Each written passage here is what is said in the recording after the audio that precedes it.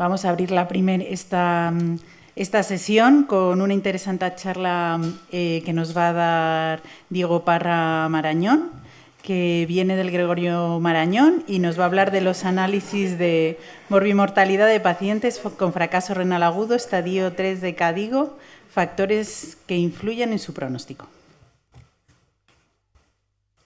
Buenos días a todos, ¿qué tal? Bueno, la pregunta principal que queremos hacer con este trabajo es si el pronóstico es peor en los pacientes que reciben terapia renal sustitutiva en aquellos que tienen un fracaso renal agudo.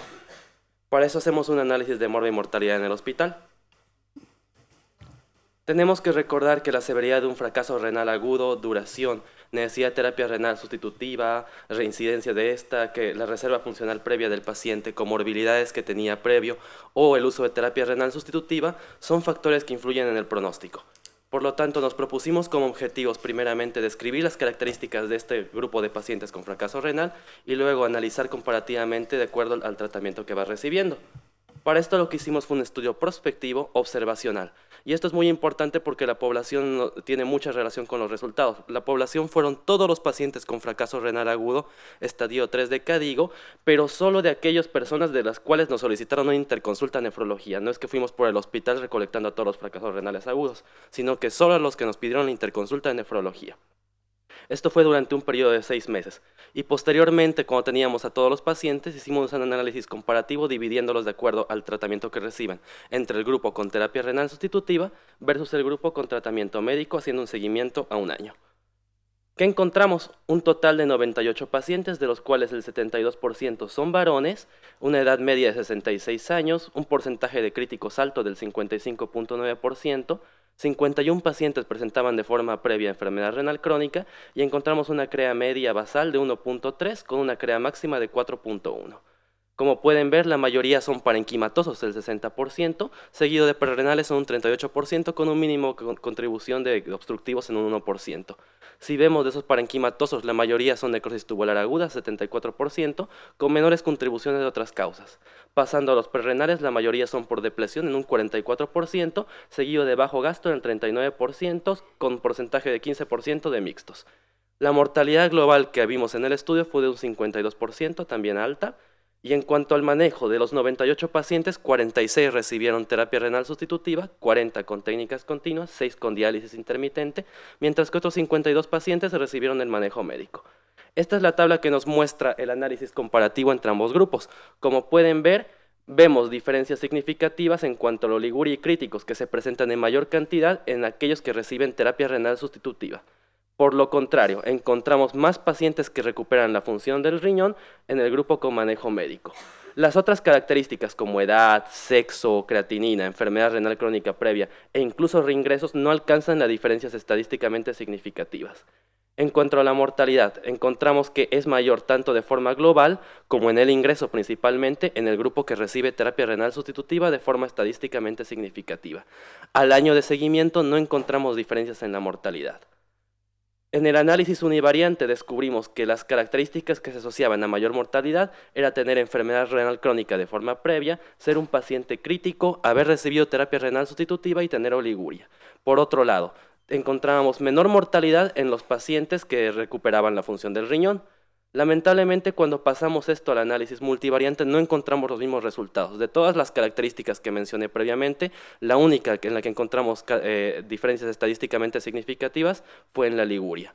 Por lo que podemos concluir que la mortalidad en pacientes con fracaso renal agudo estadio 3 de CADIGO es alta de un 52%, principalmente en el ingreso y mayor en la que requieren diálisis. Pero la única característica, y repito, la única que encontramos que se asocia a mayor mortalidad de forma independiente fue la oliguria. Gracias.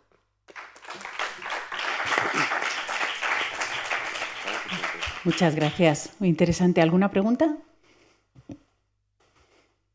Hola, buenos días. Bueno, enhorabuena, magnífico trabajo. Enhorabuena.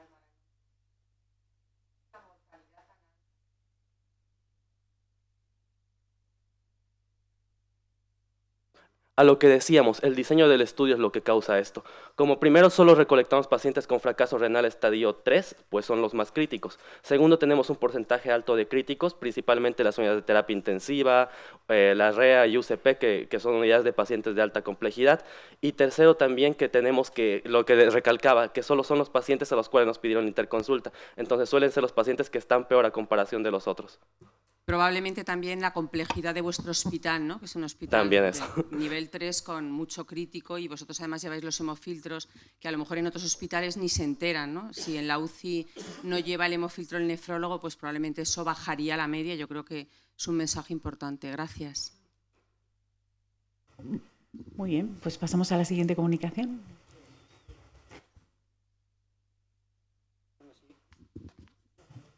La siguiente comunicación lleva el título de hiperpotasemia en la práctica nefrológica habitual. Estudio CAR-renal, segunda fase. Lo presenta el doctor Enrique Morales, del 12 de octubre. Muchas gracias. Gracias sobre todo por estar aquí a estas horas, porque es complicado. Y bueno, un recuerdo, porque me acabo de enterar ahora mismo, ha fallecido el marido de Sagrario, yo creo que muchos la conocéis, la jefa de Córdoba, así repentinamente, y bueno, acabas de ser ahora y un recuerdo para ella y un abrazo fuerte, ¿no? Bueno, tras este inicio un poco accidentado, os voy a contar este estudio que es muy interesante. Yo vengo aquí, soy el residente más mayor de los que hay ahí, yo creo, y bueno, de este estudio muy interesante que fue ver cuál es la práctica clínica habitual en el mundo de la hiperpotasemia en nuestras consultas, ¿no? Ya hubo una primera fase. La hiperpotasemia no os voy a recordar lo que es, porque sois nefrólogos. Siempre recalco, los que más saben el potasio son los nefrólogos, no los cardiólogos, los internistas. Lo siento, lo dejo ahí por si acaso. Y esta es la segunda fase del estudio. Se hizo uno primero en el que se vio cuál era la frecuencia de la hiperpotasemia en las consultas habituales de muchos de los hospitales. Veis ahí 17 hospitales. Se reclutaron 406 pacientes. Esto es una segunda fase donde lo que se hizo fue hincapié en ver algo que ocurre, que son las recaídas. Esto es muy frecuente en la hiperpotasemia y conocer cuál era la práctica clínica habitual de los nefrólogos. A pesar de todas las guías, a pesar de todas las recomendaciones, siempre existen esto que llamamos los gaps de conocimiento entre lo que nos comentan y lo que hacemos habitualmente. Veis ahí, al final, lo que os decía, una selección de más de 400 pacientes. Lo que veis ahí, mejor que yo, por supuesto, es que casi el 50%, 44% de los pacientes tuvieron ya una primera recaída. Es decir, tenemos pacientes con hiperpotasemia y seguidamente, como ocurre en otros estudios, aparece ahí, como veis, el tema de la hiperpotasemia. 16% dos recaídas y un 4%. Lo que se vio claro en esto era que a caída de filtrado glomerular la probabilidad de que haya una nueva hiperpotasemia es más elevada. Esto probablemente ya lo sabemos. Sí que es algo diferente esa gráfica que veis ahí, que yo creía que había otra, eso es, que es en relación con esta serie que había danesa, lo que se ponía en relación era los riesgos de la hiperpotasemia, sobre todo en relación con la mortalidad. Y veis que a pesar de que se mueren, como veis, bastantes pacientes, un 14% de mortalidad en pacientes con hiperpotasemia y pacientes nuestros de enfermedad renal crónica es bastante elevado, ¿no? Y lo que sí parece que queda claro es que manejamos mejor que otros tipos de sociedades en este sentido y veis ahí un poco la relación de los fallecidos. Los cambios de medicación, y voy acabando, que es muy rápido. Bueno, una buena noticia es que mantenemos el bloqueo del sistema renina-angiotensina. Eso es algo importante porque se ha visto que los que se mantienen tienen menos riesgo luego de acabar desarrollando enfermedad renal crónica avanzada y necesitar tratamiento renal sustitutivo. Y bueno, concluyo. La tasa de recidivas de la hiperpotasemia son bastante elevadas. El filtrado glomerular, lo que os comentaba, se mantiene, se incrementa el uso de ISGLT2 y, sobre todo, otra de las cuestiones es que hay un incremento en el consumo de los captores del potasio, sobre todo del circonio, más que patiromer, pero sin embargo no hubo diferencia con respecto a la eficacia en el tratamiento. Y hasta aquí os cuento.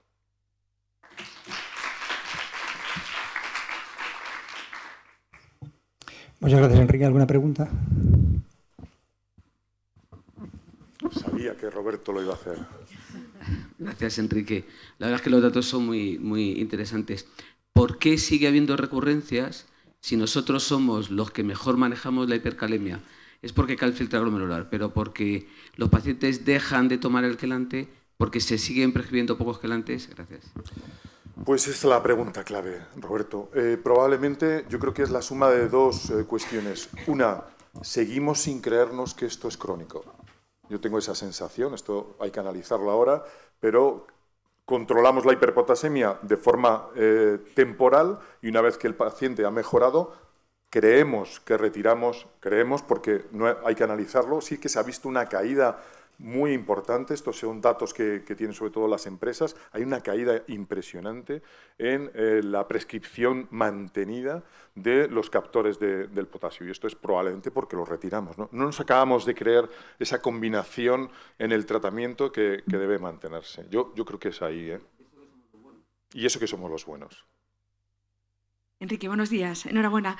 El fallecimiento, el 14% de fallecimiento es ¿por o con hiperpotasemia? No, esto es en el seguimiento. No tiene nada que ver con el potasio. Eso es. Esto es...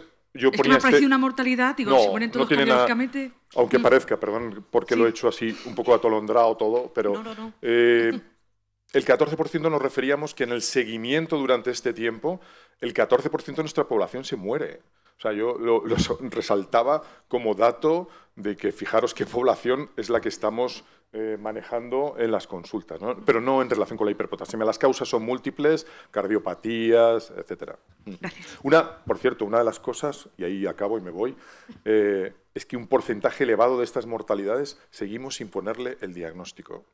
Aparece, igual que la enfermedad renal crónica es de etiología desconocida, otro gran punto importante, lo digo por Alberto que está por aquí también, es que las mortalidades nos cuesta ponerle el apellido de por qué se mueren nuestros pacientes, ¿no? También es verdad que muchos lo hacen en domicilio y el SUMA no aporta muchas veces el diagnóstico, que nos ha pasado cuando hemos recogido datos.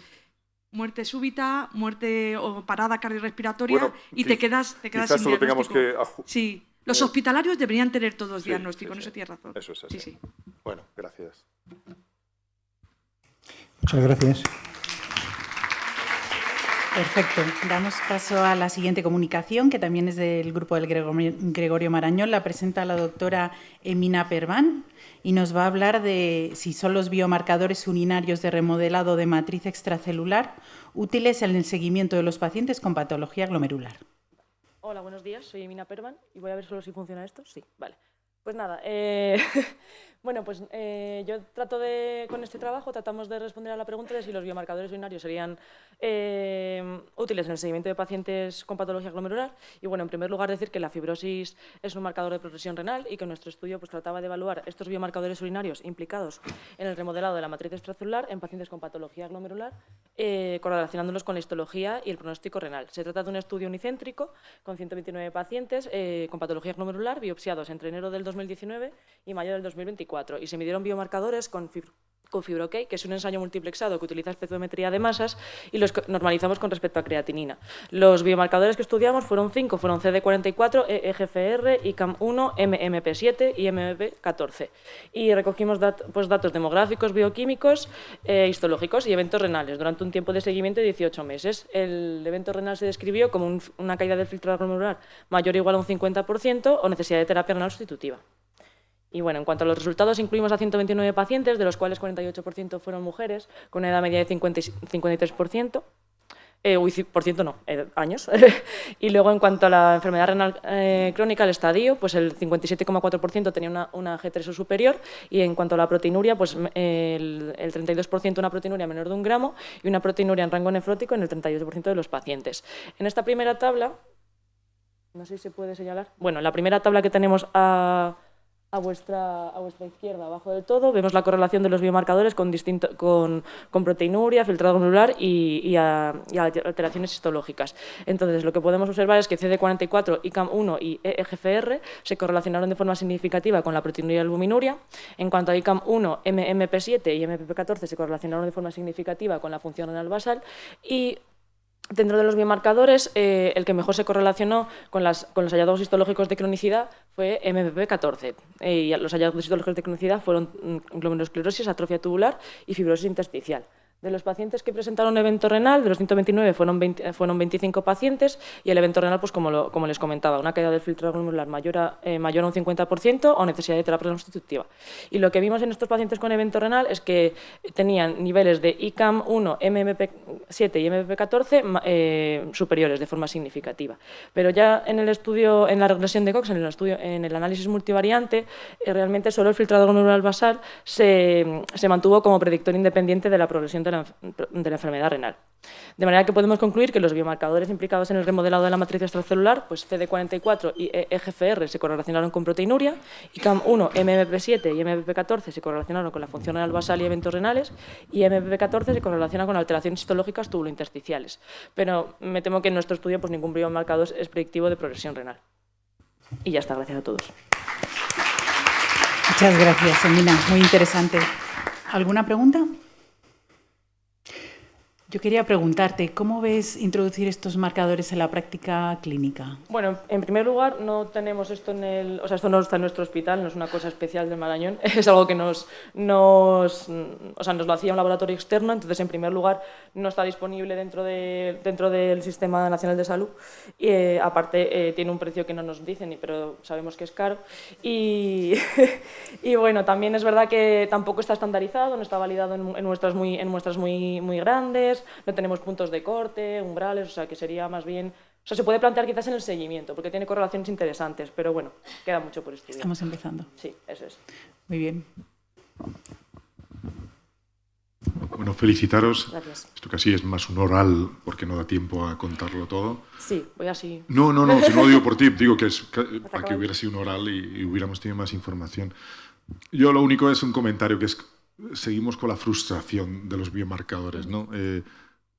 Yo creo que lo has concluido muy bien. O sea, sigue sin haber ninguna evidencia y esto, igual que en otras cosas avanzamos mucho, en esto la sensación es que estamos igual. Hace 20 años seguimos... Yo creía que me ibas a decir algo del factor de crecimiento epidérmico, que estos a veces tienen alguna relación, pero bueno, que muchas gracias y es un poco deprimente esto. Vale, genial. Perfecto, muchas gracias.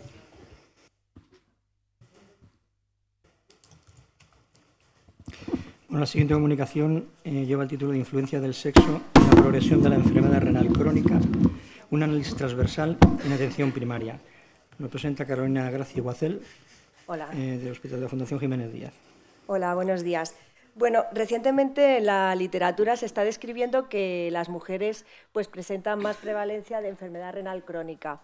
Se describe que tienen más prevalencia en estadios pues, de G1, G2, G3 que no en avanzados y que entran menos en diálisis. Las hipótesis que manejan son que bueno, pues las mujeres nacemos con menos masa renal, menos masa glomerular. También hay otra hipótesis que es sobre todo pues, la ecuación que mide la función renal, que como se basa en la composición corporal, pues bueno, que haya una sobreestimación de esta enfermedad renal crónica por la masa muscular de la mujer, que es menor. Y otra hipótesis es también que bueno, pues las mujeres tenemos los estrógenos, que parece ser que puede ser como un factor protector a nivel cardiovascular y bueno, que en un paso pues, de la menopausia pues posiblemente perdamos este efecto protector. Entonces, aprovechamos que hay un estudio en marcha en Burgos, que se llama el estudio ONDAS, que tiene 12.134 pacientes, de ellos 7.064 son mujeres y 5.070 hombres. La hipótesis será pues, saber si en España, que todavía no hay un estudio así, pues medir la prevalencia entre hombres y mujeres de la enfermedad renal crónica y también según la fórmula Código 2009 y introducir también la albuminuria. Obviamente también medir los factores de riesgo cardiovasculares que diferenciaban hombres y mujeres y el estudio estadístico es bastante sencillo porque es un observacional multicéntrico de corte, así que es todo pues, una descripción y análisis de regresión logística. Por si no se ve bien la tabla, que en principio la primera fotografía que tenemos es que las mujeres eran en principio significativamente más jóvenes, tenían 60,7 años y los hombres 61,6. El filtrado glomerular a primero las mujeres presentaban mejor filtrado glomerular, 84 versus 83, con una P de 0.001. La albuminuria era menor en mujeres versus hombres, 26 versus 32, menos de 0.001. Y también las mujeres presentaban menos riesgo cardiovascular, menos presencia de diabetes, de hipertensión, de dislipemia. Cuando analizamos la curva de descenso del filtrado glomerular, a pesar de ser más jóvenes, a pesar de todo tenerlo a favor, presentábamos el mismo descenso del filtrado glomerular. Entonces, hicimos un análisis de regresión logística en donde hicimos un corte entre las mujeres menores de 50 años y mayores de 50 años. Entonces, en esta figura de la derecha es un análisis de regresión logística, a la izquierda son en menores de 50 años, donde se ve que la mujer incluso puede llegar a ser un factor protector de tener enfermedad renal crónica, pero en la imagen de la izquierda se observa que en G2, G3 y G4 las mujeres tienen mayor riesgo, o sea, es un factor de riesgo de presentar enfermedad renal crónica. Como conclusiones, pues bueno, que existen diferencias significativas, que la presencia de ser mujer pues puede ser un factor que no es como se dicen los factores de riesgo tradicionales cardiovasculares, que pudiera ser que el paso de los 50 años pues sea un factor de riesgo en la mujer y que hay que implementarlo en estrategias de cribado e intervención específicas por sexo para contribuir detección antes de la enfermedad renal crónica en la mujer. Muchas gracias.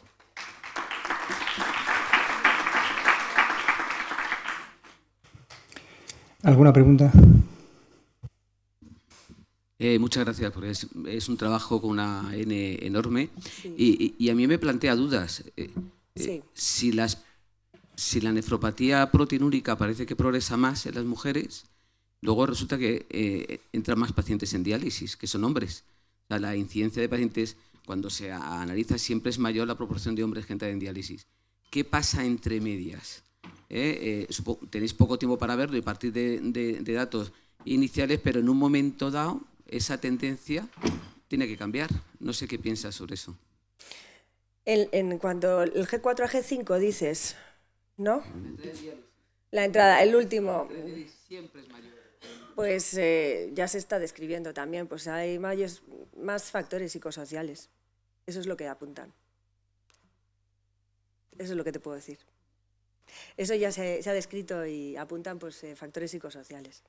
Que o que no requieran, dices, diálisis, ¿no? Dices que están en un G4. A nosotros nos sale el G4, ¿eh? G4 es verdad que no hay G5, no es que no requieran salta diálisis, el G5. No es que, o sea, mi lectura no es que haya un sesgo de género a la hora de entrar en diálisis. Yo creo que cuando alguien entra en diálisis, sí. Independientemente. ¿Crees que se quedan más estancadas en el G4? No, yo no tengo datos, o sea, los datos los tenéis vosotros. Es si la mujer progresa más la enfermedad renal crónica, como se deduce de estos datos, en un momento dado la tendencia tiene que cambiar, porque la realidad es que en todos los registros entran más hombres que mujeres en diálisis. Entonces, por si tenéis alguna idea de por qué eso cambia en un momento dado. Tendremos que meter más variables de esas. Muchas gracias.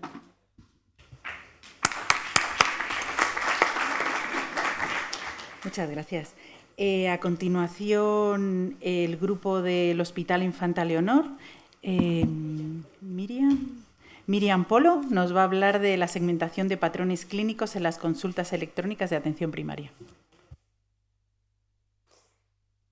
Vale, pues las consultas electrónicas desde atención primaria evitan derivaciones presenciales innecesarias al hospital. Sin embargo, su uso es heterogéneo y analizarlo por métodos convencionales puede ser difícil.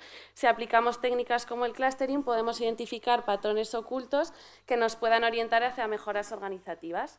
Lo que hicimos, nuestros objetivos eran clasificar de forma objetiva las consultas electrónicas en grupos clínicamente coherentes mediante la técnica de Machine Learning no supervisado, que es el clustering, y utilizar estos subgrupos para optimizar la priorización en las consultas y desarrollar respuestas más adaptadas a cada perfil. Para esto hicimos un estudio retrospectivo unicéntrico. Se recogieron 1.060 consultas electrónicas realizadas entre 2020 y 2025 en el Hospital Infanta Leonor desde atención primaria. Recogimos variables demográficas, el sexo y la edad, el motivo de consulta y valores analíticos presentes en el texto de la consulta electrónica.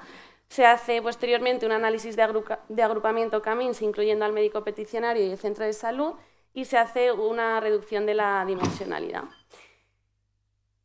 Los principales motivos de consulta que se obtienen, los 10 principales, son el deterioro de función renal, que supone 121 pacientes, un 23,3%, la hipertensión en segundo lugar con 100 pacientes, un 19,3%, y la proteinuria y albuminuria, 84 pacientes con un 16,2%.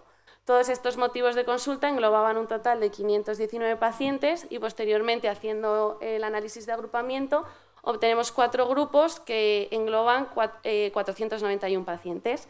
El primero de ellos, una N de 160, que son pacientes de 83 años, cuyo motivo principal de consulta es deterioro de función renal. El segundo grupo, con una N de 54, pacientes con una media de 38 años sin un motivo predominante de consulta. El tercer grupo, una N de 113, peticiones relacionadas con hematuria en un 100% de los casos y proteinuria en un 43%. Y el último grupo con una N de 164, que era para seguimiento de hipertensión arterial. Con esto podemos identificar, con este agrupamiento, posibles áreas de intervención, un clúster 3 que identifica un grupo en el que se pueden realizar respuestas estandarizadas o flujos automatizados. El clúster 1 identifica un posible grupo en el que no se está haciendo un uso correcto de la consulta electrónica y que quizás se podría beneficiar de intervenciones formativas con atención primaria. Y el clúster 0 y 2 sí que se beneficiarían de una atención especializada en el hospital. Si idealmente reducimos las consultas electrónicas, eliminamos los del clúster 1 y el clúster 3, podríamos reducir hasta en un 42% las consultas electrónicas. Por tanto, esto va a favor de que es posible optimizar la atención hospitalaria, disminuyendo las consultas innecesarias y mejorando los tiempos de espera. Muy interesante, la verdad. ¿Alguna pregunta? Pues yo sí que vale. Es del clúster 0. La edad media es 83 años, ¿no? Depende del grupo. O sea, es que No sé, ahí en el Astra aparece edad media 83, pero no sé si me equivoco. Sí, de los... No, si lo digo porque de esos que se consideran deterioros de función renal o tal...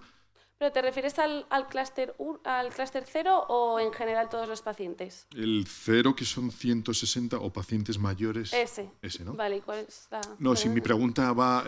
como nosotros nos pasó algo parecido, vimos que los mayores de 80 que mandan por deterioro de función renal, luego son muy pocos deterioros de función renal, que no sé si esto luego lo habéis mirado o no. Pues no, o sea... No, lo digo porque...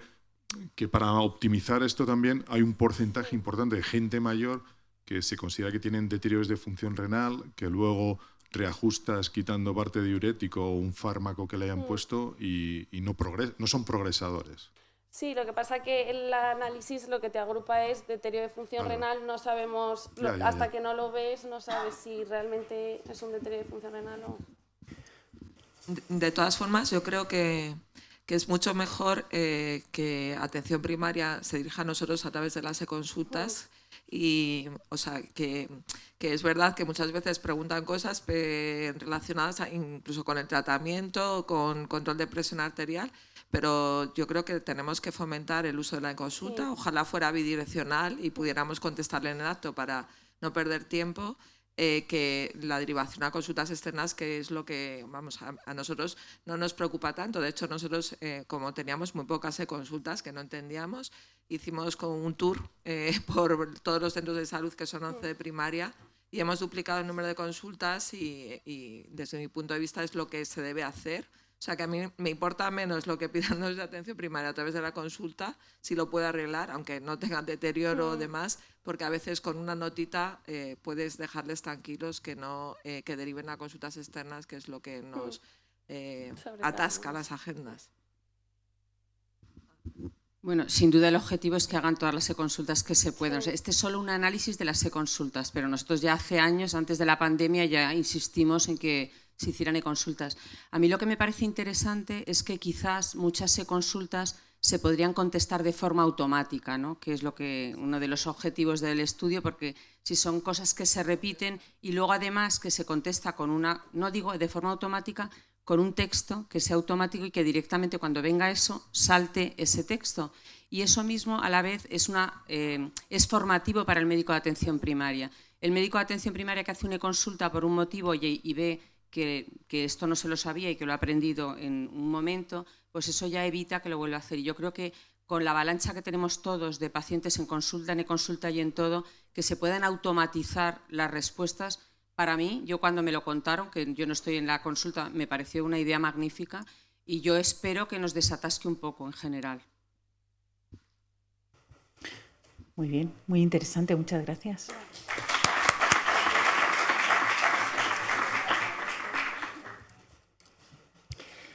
La siguiente comunicación se titula Experiencia inicial con el trasplante de riñones ofertados por vía Fast Track. Presenta Jorge Armando Torres, del Hospital del Gregorio Marañón.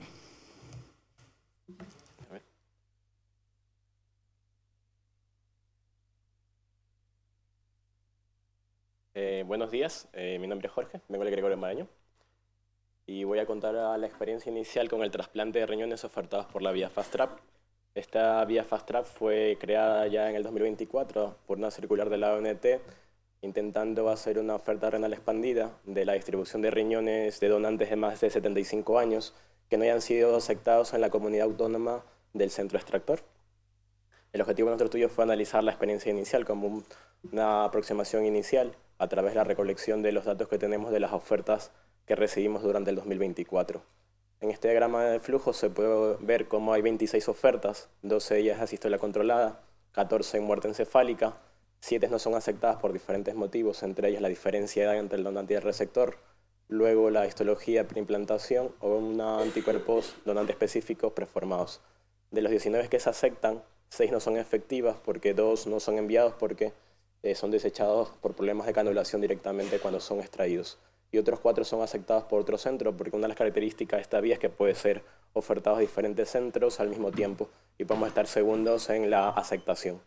De las 13 ofertas que se hacen efectivas, 3 no se trasplantan porque tienen un problema en la revisión en banco en la que se ve una vena afectada y también 2 ponen una histología con un score de 8/15 superior a este.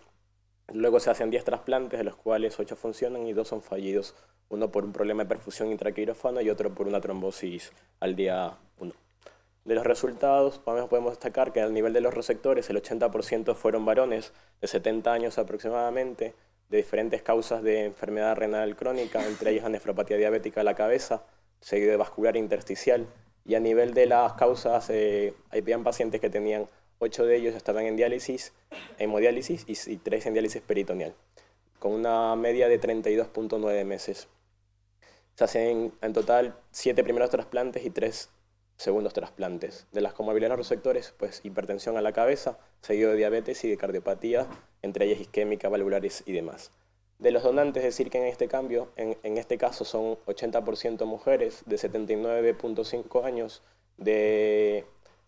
los principales donantes fueron de muerte encefálica el 80% y de sístole controlada el 20%, normofunción del injerto con una creatinina media de 0,63, ninguno con fracaso renal agudo asociado, y las donantes también tenían comorbilidades, también hipertensión el 50%, igual que la diabetes. Y también se hizo una histología preimplantación con un score de 4.5 de la ONT. La diferencia de edad fue de casi 9 años entre el receptor y el donante. A nivel inmunológico, decir de que todos fueron isogrupos ABO, con incompatibilidades entre 4 a 6 mismatch, principalmente 5 de 6, que fue el 50%, y todos fueron con inmunosupresión estándar, en el 100% con basilicimac, esteroides, ácido micofenólico y dosis reducidas de tacrolimus. Luego, a nivel de la quirúrgico, decir que todos llevaron un tiempo de isquemia fría de 18 horas y de sutura vascular de 48 minutos.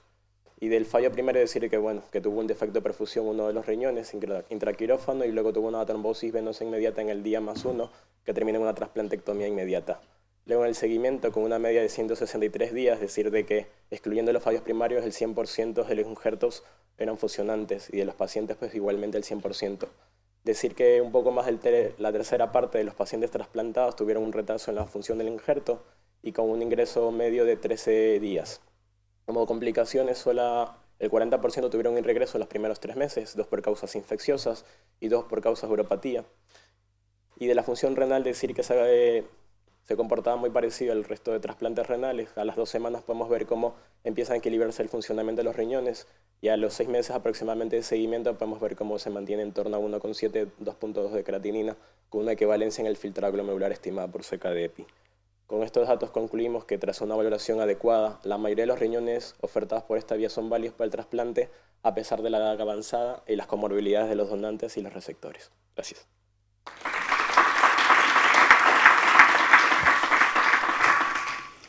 ¿Alguna pregunta?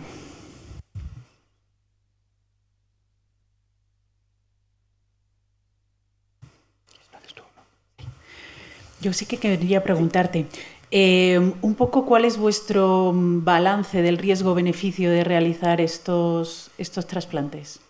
Yo creo que la frase que más utilizamos siempre en medicina es individualizar.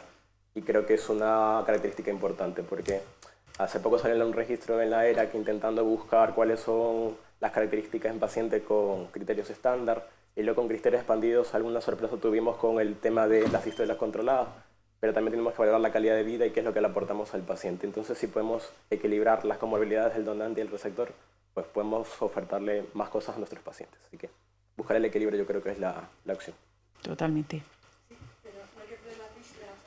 Sí. Yo soy fan de este programa también. Pero son riñones de 80 años. O sea, has puesto 75, pero tu media son 78 más menos 4 años, 80 años los donantes. Y la mitad hacen asistolia tipo 3. Eso es. Es decir, son con muy poca resiliencia. O sea, de hecho tienes 10 puestos y con 2 trombosis de 26 que inicias inicialmente, sí. Que la eficacia del programa es baja. Es baja y como tú dices, cuidado a veces con estos donantes que no dejan de ser 80 años, con estrés isquémico y que a veces pues tenemos estos pequeños disgustos. Sí, completamente de acuerdo. Sí, en todo tenemos estas ofertas. O sea, que hay que saber aprovecharlas, pero que luego decir que son de la propia comunidad, porque no podemos aceptar de otras comunidades porque los tiempos de isquemia ya nos penalizarían del todo. Y eso es. Sí, otra cosa que también otros 4 riñones de los 10 que salen trasplantados en nuestro centro, otros 4 fueron a otro centro que igual, aunque no llega a tener más de, por lo menos algo más de la mitad de los riñones fueron trasplantados. También es otra cosa que también recalcar. Sí, yo también quería aportar en el tema que también es muy importante hablar esto con el paciente, porque ahora se han presentado resultados que en este grupo de pacientes y con este tipo de riñones la supervivencia puede ser peor que en diálisis. Entonces yo creo que eso es un tema que es muy importante, o sea, hay que hablar con el paciente y ver a lo que se enfrenta, porque la mortalidad en los primeros meses es claramente más elevada. Es verdad que luego la calidad de vida es mejor, pero hay que valorar riesgo-beneficio y yo creo que también el paciente tiene que ser muy consciente a lo que se enfrenta, que yo creo que a veces no les contamos un poco todas estas cosas. Es más, en lo del registro de la ERA, la conclusión no fue no trasplantar, la conclusión fue de que presentar las opciones del paciente y que sea una decisión conjunta. Fundamental. Perfecto, muchas gracias. Damos paso a la siguiente comunicación a manos del Hospital Clínico San Carlos. Lo presenta Alejandro Morales. Nos va a hablar de la neoplasia post-trasplante, factores de riesgo, características clínicas, manejo terapéutico y evaluación. Bueno, buenos días. Sabemos que las neoplasias post-trasplante producen una elevada mortalidad en los pacientes trasplantados renales y nuestro objetivo con esta revisión era ver cómo se habían comportado los pacientes con neoplasia en nuestro centro y cómo habían evolucionado respecto al tratamiento y evolución de la función renal. Con objetivo de identificar, como ponemos ahí, factores de riesgo asociados a las neoplasias y describir un poco cómo se habían comportado nuestra muestra. Para ello desarrollamos ese estudio observacional retrospectivo, donde de los 338 pacientes trasplantados renales entre enero del 17 y enero del 25, pues seleccionamos aquellos que habían tenido una neoplasia. Y recogimos variables pues, de función renal, de evolución del paciente y de la neoplasia con manejo de los tratamientos tanto del trasplante como del propio cáncer. Y nuestros resultados son estos, que de esa muestra inicial de 338 pacientes trasplantados renales, 52 desarrollaron una neoplasia, que supone un 15% de la muestra, con una mediana de tiempo para el desarrollo de la misma en torno a los 2 años y poco. Y aquí tenemos las dos gráficas, donde vemos que la mayoría de las neoplasias que encontramos eran cutáneas no melanómicas, tipo carcinoma epidermoide, que era un 48% del total de neoplasias que registramos, con bastante buen pronóstico, con un 100% de curación, y luego ya pues seguido de otras, como los tumores digestivos y ginecológicos en segundo lugar. En la derecha encontramos la gráfica de un poco cómo evolucionaron estos pacientes, que más o menos la mitad de la muestra, un poquito más, en torno a un 55%, pues evolucionaba a la curación, y luego la otra mitad pues se dividía 50-50, ¿no? Un 20% progresaban y todavía no habían fallecido en el momento del corte, y otro 20% pues fallecieron. Y bueno, aquí tenemos las curvas de supervivencia, donde vemos que claramente los tumores más agresivos fueron los digestivos, pulmonares y hematológicos, que ya tenían en torno a un 60-66% metástasis en el momento del diagnóstico, siendo el mejor pronóstico los tumores cutáneos. El único factor de riesgo independiente que encontramos fue el tabaquismo activo, no encontramos relación con la inmunosupresión, ni el tipo de donante, ni la edad del receptor. Y bueno, solo el 78% recibió un tratamiento oncológico de primera línea con bastantes efectos adversos, tanto de la terapia inmunosupresora como del propio tratamiento oncológico. Tras el diagnóstico, la mayoría se manejaron con la inmunosupresión, con inhibidores de la calcinorina y el Imetor, y solo un 23% recibieron un enfoque paliativo, con mejor control de síntomas que el enfoque pues, más tradicional. Como conclusión, la idea que queríamos transmitir con esta comunicación es que las neoplasias post-trasplante pues tienen una elevada mortalidad asociada, que son pacientes complejos, comórbidos, que muchas veces no pueden recibir las primeras líneas de tratamiento, y el manejo organocentrista en estos pacientes pues es un poco complicado, por eso la importancia del manejo multidisciplinar. Muchas gracias. Muy interesante, muchas gracias. ¿Alguna pregunta?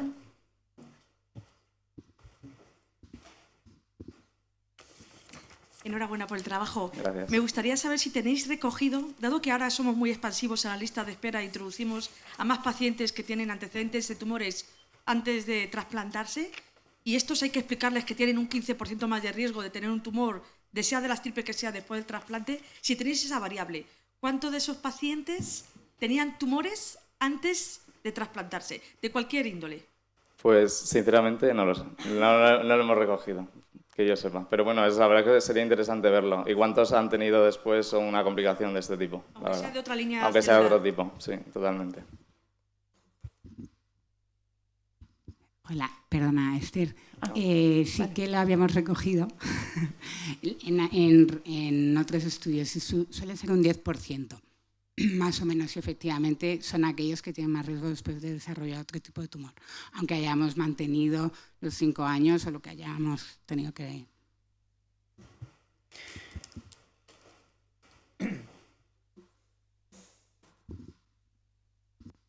Enhorabuena. Yo más que una pregunta quisiera hacer una reflexión, porque según lo que que hacemos en práctica clínica, el estudio pretrasplante no ha cambiado en los últimos años y existen a día de hoy otras técnicas que podríamos implementar. Quizás la mirada tendría que redirigirse ¿qué estamos haciendo antes de incluir estos pacientes a la lista de trasplante? ¿Deberíamos de revisar lo que hacemos? ¿Deberíamos incorporar nuevas técnicas de despistaje antes de incluirlo? Pues simplemente esa reflexión.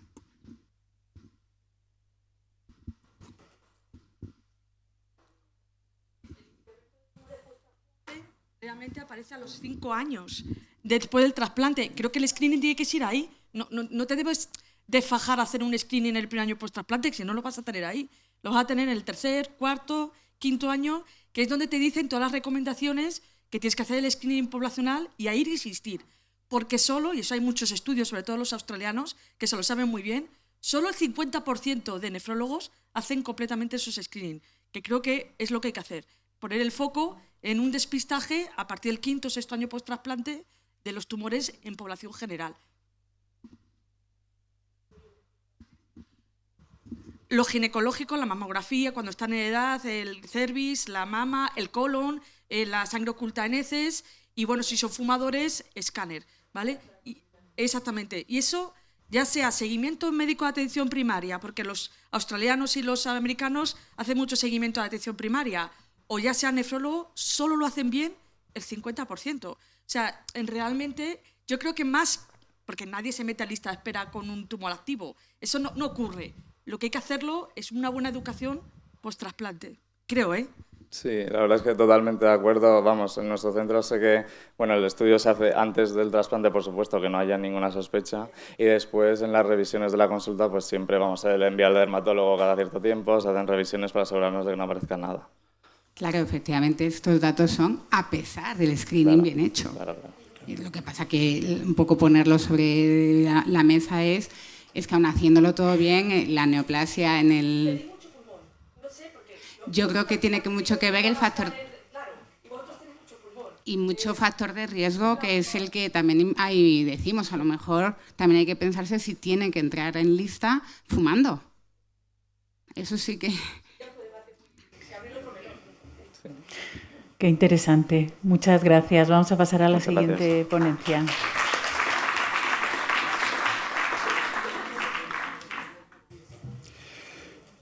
La siguiente ponencia lleva el título de Tratamiento endovascular de la estenosis de la arteria del injerto renal. Post-trasplante, experiencia de un centro entre 2017 y 2024. Presenta Sara Aldama Barceló, del Hospital Universitario de La Paz. Hola, buenos días. A modo de introducción, como ya sabéis, la estenosis de arteria del injerto renal es una complicación post-trasplante que puede comprometer tanto la supervivencia del injerto como el pronóstico de nuestros pacientes. Sin embargo, el manejo óptimo de esta entidad, especialmente la elección entre angioplastia con balón y colocación de stent, todavía presenta bastante controversia entre qué manejo elegir. Por ello, decidimos analizar qué es lo que hacemos en nuestro centro, incluyendo los casos de estenosis de arteria renal manejados endovascularmente entre 2017 y 2024. Incluimos 21 pacientes que se sometieron a 24 procedimientos endovasculares, siendo la prevalencia de estenosis de arteria renal en nuestro centro el 5,9%, que concuerda con los datos publicados en la literatura. Con respecto a nuestra población, la edad media fue de 50 años, la mayoría de los pacientes eran hombres. El 66,7% de las estenosis se localizaron en la anastomosis y la mediana de tiempo hasta el procedimiento fue de 175 días, que como podéis ver había mucha dispersión, desde un mes hasta 5 años.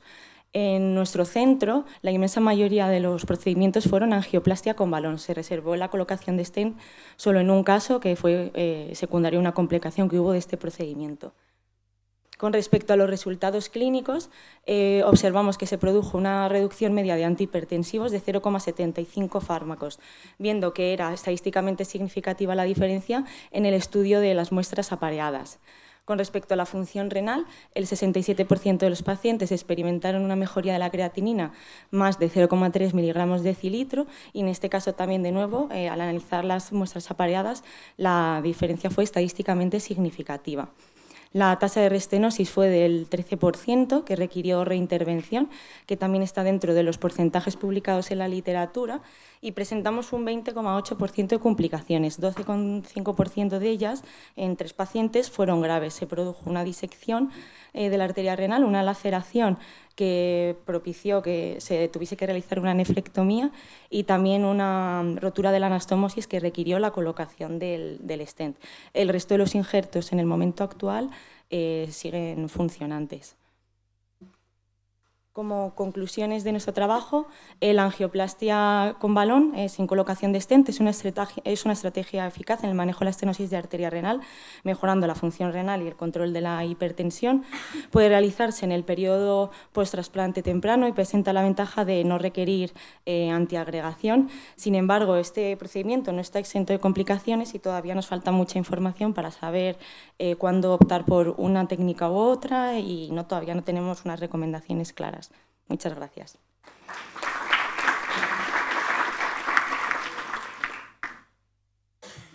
¿Alguna pregunta? Enhorabuena, muchas gracias por el trabajo. Yo te quería preguntar, ¿por qué no poner stent? Porque el porcentaje de recidiva de las estenosis tenéis un tiempo de seguimiento corto, esto a un año y se incrementa muchísimo. Nosotros tenemos muy buenos resultados, pero a todos les ponemos stent. Es verdad Claro. que tienen que estar con antiagregación, con doble antiagregación los primeros 6 meses, pero luego los resultados son mejores a largo plazo. Pues esa es la pregunta por la cual decidí recoger estos datos, porque tuvimos un caso de estenosis de arteria renal temprano, en el primer mes post-trasplante, y nos planteábamos por qué en nuestro centro no se ponen stent. O sea, es una decisión de radiología intervencionista y claro, analizándolo vimos que no teníamos ningún paciente con colocación de stent, bueno, por lo menos al menos en este periodo, y tampoco teníamos muy claro en cuánto tiempo puedes poner un stent, si es muy precoz. En el primer mes hay más riesgo de rotura de la anastomosis y demás, nos generaban muchas dudas y no hemos encontrado una bibliografía que apoye esa decisión. Entonces, sería muy interesante, nosotros no hemos podido hacerlo porque no tenemos una cohorte para comparar, pero sería muy interesante comparar los pacientes manejados con angioplastia con balón versus los pacientes manejados con stent, como por ejemplo vosotros, ver las tasas de restenosis a lo mejor a los 5 años, Pues las complicaciones. Nos ofrecemos, habrá sesgos porque el manejo en cada hospital es distinto, pero nos Sí. ofrecemos a compartir los datos Sí. y comparar cómo va con stent y sin stent. Sería muy Pues sí, interesante. sería muy interesante porque los estudios que hay son muy chiquititos y con muy poco información al respecto. Una pregunta, en la restenosis, no en todas se colocaron stent. No, bueno, en nuestro caso la restenosis en ninguna se colocó stent. O sea, la restenosis fue angioplastia con balón también, fue repetir el procedimiento. Muy bien, pues muchas gracias. Muy interesante. A continuación, el grupo del 12 de octubre, la doctora Andrea Cifuentes Talavera, nos va a hablar de las diferencias de uso de timoglobulina o grafalón en trasplantado renal de alto riesgo inmunológico. Bueno, buenos días a todos. Las inmunoglobulinas policlonales se utilizan ampliamente en la inducción del trasplante renal. En nuestro centro tenemos disponibles la timoglobulina y el grafalón, que son inmunoglobulinas con un mecanismo de acción similar. Ambas son depletoras de linfocitos T, pero su forma de fabricación es algo diferente y, por tanto, pueden tener alguna diferencia en cuanto a su efectividad y en cuanto a su seguridad. Con esto en mente, decidimos realizar un estudio retrospectivo con un objetivo primario de detectar si hay la incidencia de rechazo en función de inducción con timoglobulina o grafalón, con objetivos secundarios de valoración de función renal a largo plazo, desarrollo de DSAs y potenciales efectos adversos de estos fármacos. Como alto riesgo inmunológico, nosotros definimos AB0 incompatibles y pacientes que se trasplantan con DSAs preformados. Y hemos recogido datos de pacientes entre 2015 y 2024. En este tiempo hemos tenido 81 pacientes con estas características. Prácticamente el 80% de los casos eran DSAs preformados, el resto AB0 incompatibles y hubo 2 pacientes que eran AB0 incompatibles y además presentaban DSAs preformados. 58 pacientes fueron inducidos con timoglobulina y 23 con grafalón y tuvimos un seguimiento, una mediana de 2 años. En cuanto a las características basales, únicamente fueron bastante similares los grupos, únicamente a destacar que pacientes con trasplantes previos y con tiempos de isquemia fría más larga fueron más frecuentemente inducidos con timoglobulina y tuvimos una incidencia de rechazo de un 21%, 17 pacientes, la mayoría de ellos rechazos agudos humorales, y lo llamativo es que, pese a no encontrar diferencias estadísticamente significativas entre la incidencia de rechazos ni el desarrollo de DSAs de novo, sí que vimos que a largo plazo había diferencias estadísticamente significativas en cuanto a la función renal, que parece que era mejor en los pacientes que fueron tratados con timoglobulina. También estudiamos las subpoblaciones linfocitarias y también encontramos que pacientes con timoglobulina tenían menores cifras de linfocitos CD4 y CD8 en el primer mes y menores cifras de CD4 a los 6 meses, pero sin encontrar mayor incidencia de infección por CMV ni otras infecciones graves. Entonces, pues nuestras conclusiones es que en nuestra experiencia ambas inmunoglobulinas son equivalentes en cuanto a rechazo y desarrollo de DSAs, pero que parece que apuntan a una posible mejor función renal a largo plazo en los pacientes que se inducen con timoglobulina. Y además, estos pacientes tienen, pese a tener un menor número de CD4 al mes y a los 6 meses, pues no vimos que hayan tenido una mayor incidencia de infecciones ni de reactivaciones virales.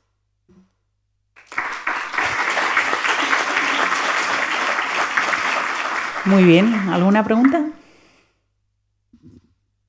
Enhorabuena. Quería hacerte una pregunta, no sé si la has puesto y no me he dado cuenta. ¿Las dosis que utilizasteis de timo y de grafalón? El objetivo de grafalón era en torno a 9 miligramos kilo y de timoglobulina en torno a 6. Sí que tenemos una dosis objetivo un poco mayor de grafalón que de timoglobulina. Es que nosotros en años pasados utilizamos también grafalón y el problema que teníamos es que como la timo se puede ajustar muy bien por el recuento linfocitario, el manejo es más fácil, pero la otra no, porque la otra no es depletora de linfocitos y nos dimos cuenta que teníamos más problemas para controlar el grado de inmunización y al final la dejamos de usar. No tanto que no sea eficaz, sino que es más difícil de controlar qué dosis a poner y cuándo parar. Nosotros, bueno, nos guiamos, yo creo, más por objetivo de dosis acumulada y luego pues vigilamos con el hemograma que no haya citopenias y en función de eso ajustamos dosis, pero más en función del riesgo, que en este caso todos son de alto riesgo inmunológico, intentar alcanzar un objetivo de dosis acumulada.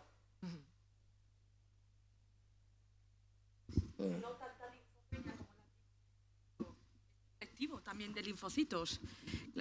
Bueno, efectivamente no tanto, pero se puede ajustar también la dosis en función de los linfocitos absolutos. Es verdad que no te deja a cero, esto es lo que tú dices, que la timo es que te deja a cero, pero que puedes ver 300 linfocitos con el grafalón, también es así. Y lo que produce más trombopenia, el grafalón, que te vas dando un poco más cuenta que lo produce. Pero nosotros también ajustamos en función de las citopenias el grafalón, ¿eh? Lo único que tienes que saber es que le tienes que poner, pues eso, 2,5 veces más de la dosis para ser eficaz en cuanto al rechazo. Pero sí, tenemos el mismo problema de linfopenias, no sé si lo has puesto, Andrea, pero hacer linfopenias es que no tan profundas. No daba el tiempo, pero sí. Eso, no tan profundas, así es. Sí. No lo he puesto, no daba en 3 minutos tanto, pero sí que también analizamos las citopenias y es verdad que tenemos pendiente de ver lo de la linfopenia absoluta, indagar un poco en eso, pero no hubo diferencias en cuanto a citopenias ni entre ambos grupos, de trombopenia o linfopenia. Perfecto, muchas gracias.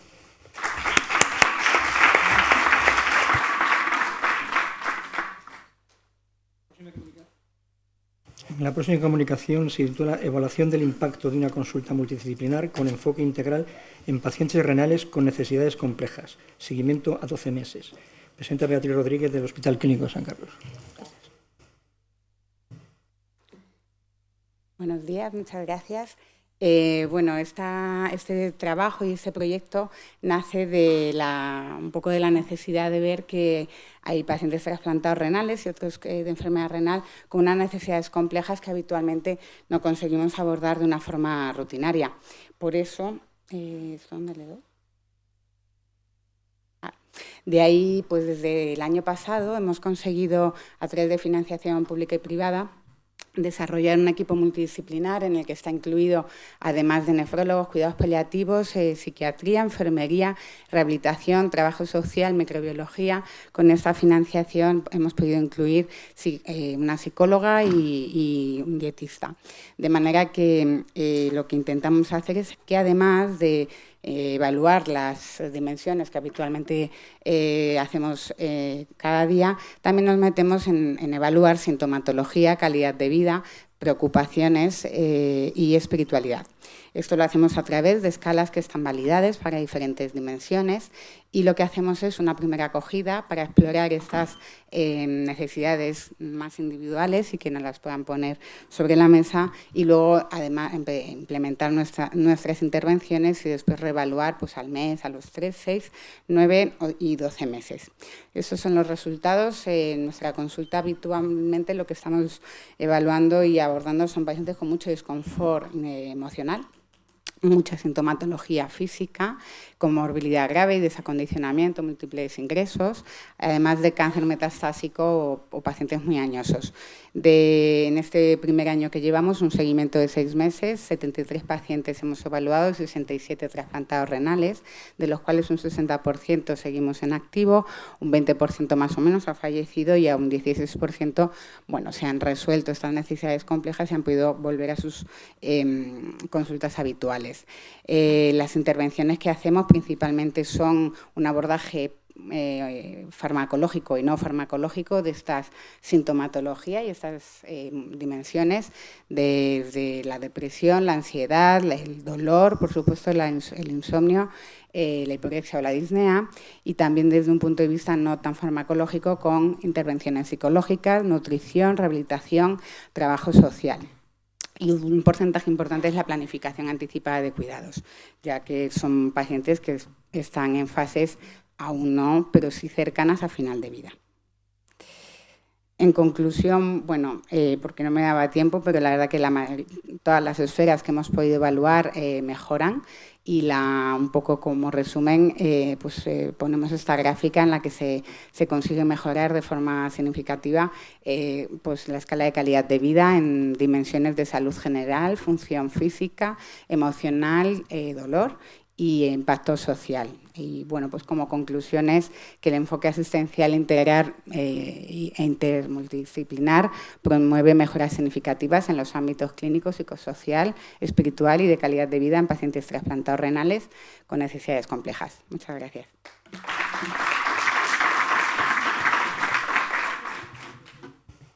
¿Alguna pregunta?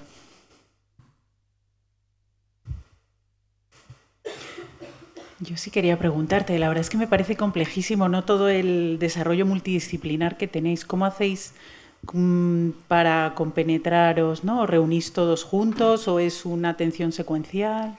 Pues la verdad que lo que hacemos, claro, esto viene un poquito, también hemos ido rodando porque empezamos de cero, pero sí que ya con el tiempo lo que estamos viendo sobre todo, nosotros pasamos la consulta, pues la pasa la enfermera, la psicóloga y yo, esa es la primera. Realmente en la consulta estamos 2 o 3, tampoco hace falta que estemos los 7 ahí, ¿no? Y entonces ahí es cuando abordamos en la primera, la más importante, son consultas de 1 hora casi siempre, o a lo mejor incluso más, pero ahí es donde identificamos realmente cuáles son esas necesidades que realmente están empeorando tanto esta calidad de vida, le está suponiendo este disconfort. Y a partir de ahí definimos cuáles son esas intervenciones que el paciente se va a poder beneficiar y de ahí ya podemos hacer a lo mejor un manejo realmente más factible. A lo mejor es verdad que las primeras visitas son más seguidas, a veces vemos semanal, quincenal y cuando ya se estabiliza el dolor, cuando se estabiliza un poco, vemos el efecto de la medicación, pues a lo mejor ya lo ve solo Paula, que es la psicóloga, luego le vemos, hacemos un poco, por ejemplo, el dolor lo hace muy bien enfermería porque lo que hacemos es seguimiento telefónico y no tenemos que estar haciendo tampoco al paciente venir. Entonces lo que estamos haciendo es una primera consulta más integral y luego vamos identificando un poquito las necesidades. Derivando. Y luego con el resto del equipo pues nos reunimos, aunque sea los viernes, pues, nos reunimos con trabajo social, en fin. Pero es verdad que a lo mejor nos reunimos 10 minutos, hablamos de los 7 que tenemos ahora mismo activos y ya está, y podemos avanzar. Pero es más factible de lo que parece. Sí, porque si no, no habría manera. No, pero es verdad, yo llevo el trasplante inmediato en la planta, de hospitalización. Para que... Si no, no daría tiempo. Qué interesante, muchas gracias. Bueno, yo quisiera felicitaros por este trabajo, porque es lo que tenía que existir en todos los hospitales, ¿no? Ahora que hablamos tanto de humanización, nos lanzan un cartapacio de 200 folios, que, como lo te comentaba el director, pues ahí no se aprende la humanización, se aprende en otros sitios. Necesitamos unos recursos para que todo funcione así. Es una reflexión, nada más. Muchas gracias. Perfecto, pues damos paso a la siguiente comunicación, que también es del Hospital Clínico San Carlos. La presenta Raquel Jiménez Mort y nos va a hablar del perfil clínico y sintomático en los receptores de trasplante renal según instrumento NECPAL.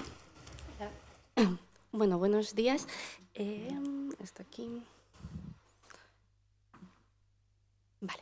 Bueno, pues como ha comentado la doctora Rodríguez Cubillo, este trabajo surge también de esa interpretación de los resultados de la inclusión en una unidad multidisciplinar de pacientes con necesidades un poco más complejas de nuestro servicio, sobre todo enfocado a pacientes trasplantados renales. Y una de las herramientas que se utiliza para valorar si se podrían beneficiar de esta inclusión es la herramienta NECPAL. Es una herramienta que muy brevemente se basa en una serie de criterios. El primero es una pregunta que tiene que hacerse el propio profesional sanitario, que es si el paciente que tiene frente a sí podría fallecer con una probabilidad considerable en el plazo de un año, y en el caso de que sea así, se valora una serie de criterios adicionales relacionados con la esfera nutricional, funcional, comorbilidades, también psicosocial, y en el caso de que se cumpla un solo criterio adicional ya se considera la herramienta positiva y por ende que se pudiera beneficiar de esta intervención. Entonces, lo que hemos hecho o nos hemos planteado esto un poco lo que he contado, es si estratificando a los pacientes por el número de criterios que cumplían, se veía alguna diferencia en el perfil clínico y sintomático. Se han creado 3 grupos en un total de 73 pacientes que, bueno, pues la inmensa mayoría eran trasplantados renales y lo que hemos observado es que aquellos que tenían un número mayor de criterios NECPAL, que aparecen en rojo, tenían una mayor afectación del perfil nutricional, más declive funcional y mayor dependencia y vulnerabilidad social, valorados por las escalas MAST, la Fragility Scale y la escala de Gijón, de forma estadísticamente significativa, y aquellos que tenían menos criterios, sobre todo tenían una alteración más de perfil psicoemocional. Esto traducido a los síntomas valorados con la escala ESAS, pues también se veía que efectivamente los síntomas que más presentaban los pacientes con menos criterio eran más de perfil psicoemocional, ansiedad, tristeza y demás, y aquellos que tenían más criterios, pues un perfil más físico de síntomas como la disnea, la astenia, el dolor, la anorexia o la somnolencia. Y los resultados a largo plazo, bueno, lo que se ha visto es que teníamos unas escalas que no hemos podido incluir, o sea, unas gráficas que no hemos podido incluir, pero a un seguimiento más a largo plazo del que tenemos aquí, a 12 meses, sí que se observaba que en todos los estratos clasificados sí que se observaba una mejoría sintomática de la mayoría de los síntomas valorados con la escala ESAS. Sí que había algunos que no tenían tanta mejoría, pero sobre todo eran aquellos que no tenían tanta arsenal terapéutico disponible como la astenia o la somnolencia, y que además típicamente progresan más en etapas finales de la enfermedad terminal. Entonces, simplemente decir que que existen diferentes perfiles clínicos y sintomáticos utilizando los criterios de la escala NECPAL para estratificar a los pacientes, y que independientemente de ese estrato que tuvieran, se podían beneficiar sintomáticamente de la inclusión en un equipo de intervención multidisciplinar. Muchas gracias. Muy bien, ¿alguna pregunta?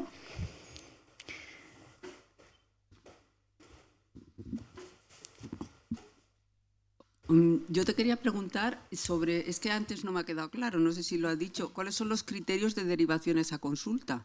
O sea, ¿qué pacientes enviáis a esa consulta? Porque veo que tampoco son todos trasplantados, o sea, ¿en qué os basáis para enviarlos? Claro, a ver, inicialmente es verdad que estaba orientado a pacientes trasplantados, lo que pasa que luego en la práctica real al final hemos visto que había pacientes de otras áreas del servicio que de forma un poco humanizada se podrían beneficiar claramente de su inclusión en este equipo. Entonces, es verdad que una de las herramientas que se han usado es esta que he comentado de la escala, o sea, de la herramienta NECPAL, pero pues bueno, bueno, al final pacientes que veíamos que o bien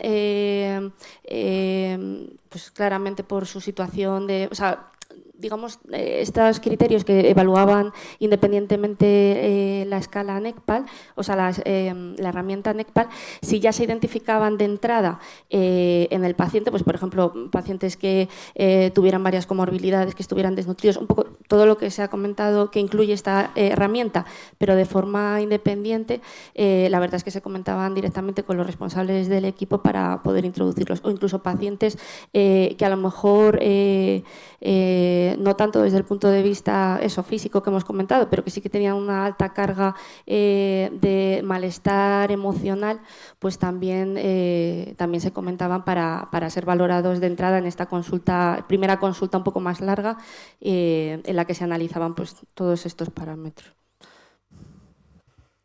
Perfecto, muy bien. Pues muchas gracias. Nada.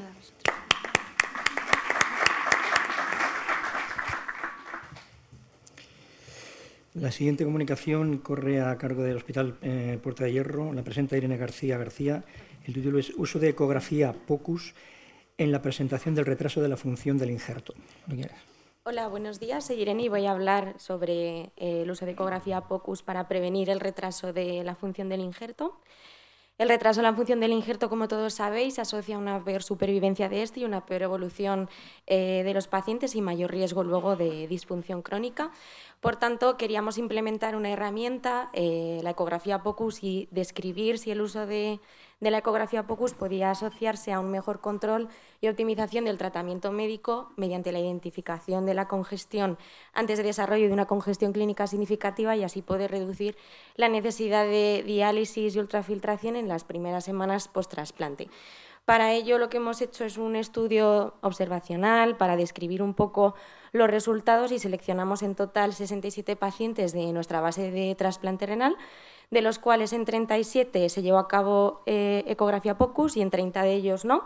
Y lo que se compara es la evolución de la congestión medida por ecografía con cantidad de líneas B que se observan, evolución de diámetro de vena cava, uso de diuréticos y albúmina en ambos grupos, y la necesidad de diálisis y ultrafiltración. Y además se observa también y se compara todo esto con la evolución de la congestión medido mediante bioimpedanciometría. Lo que se observa es dentro del grupo de pacientes en los que se realiza POCUS, sí que se observa gracias al uso de ecografía que nos permita optimizar el tratamiento médico con diuréticos y albúmina, lo que se ve es una disminución progresiva de líneas B y diámetro de vena cava, que especialmente lo conseguimos en la segunda semana después del trasplante y que además esto se correlaciona bien con el grado de congestión medido mediante bioimpedanciometría. Y respecto al uso de diuréticos, albúmina y la necesidad de diálisis, sí que se vio un mayor uso de diurético y albúmina en el grupo de ecografía POCUS, únicamente alcanzando la significación estadística para la albúmina. Y aunque sí que es cierto que se observa una menor necesidad de diálisis y ultrafiltración en el grupo de ecografía, es cierto que en este caso no hemos alcanzado la significación estadística y probablemente se necesite un tamaño muestral más grande y observar más la evolución en el tiempo. Así que lo que concluimos es que gracias al uso de la ecografía POCUS podemos realizar mayor uso de albúmina y diuréticos en los pacientes para reducir la congestión, reducción de líneas B, reducción de diámetro de vena cava y así reducir la necesidad de diálisis y ultrafiltración. Por tanto, consideramos que la ecografía POCUS es una herramienta válida para anticiparnos al desarrollo de congestión clínicamente significativa y evitar la diálisis en el post-trasplante inmediato en nuestros pacientes. Muchas gracias.